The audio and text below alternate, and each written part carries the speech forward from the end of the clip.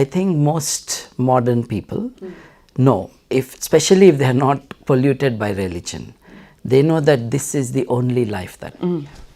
And our responsibility is to make sense of it and give meaning to it. మన జీవితానికి అర్థం ఏమిటి అన్నది మనం ఇచ్చుకోవాలి. దీంతో బిజీగా ఉండాలి, ఇంతకు ముందేంటి దీని తర్వాత ఏంటి అన్నది ఈజ్ అ మీనింగ్లెస్ క్వెస్ట్. జీవం అంటే ఏంటో తెలియక, జీవితం అంటే ఏంటో అర్థం కాక ఉన్న వాళ్ళకి they are preoccupied by these side questions. A sense of responsibility, a sense of solidarity with others, and a sense of the self, which is very important.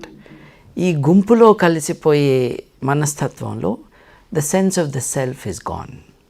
An idea that you should build your belief system around facts is no longer relevant to you. అందరూ ఏమనుకున్నారో అది నేను నమ్మితేనే నేను ఆ గ్రూప్లో యాక్సెప్టబుల్గా ఉంటాను, కాబట్టి అందరూ అంటున్నదే నేను రిపీట్ చేయాలి. సో ఈ ఇండివిజువాలిటీ కోల్పోవటం, తన మీద తను విశ్వాసం కోల్పోవటం. ఒకసారి మన మీద మనం విశ్వాసం కోల్పోతే ఒక రాయి కావచ్చు, రప్ప కావచ్చు, ఒక జంతువు కావచ్చు, ఇంకో మనిషి కావచ్చు, వాళ్ళకి దాసోహం అయిపోవటం అంటే మనల్ని మనం అర్పించుకోవటం ఇంకొకరికి. At the actor of unreason we are sacrificing hour selves.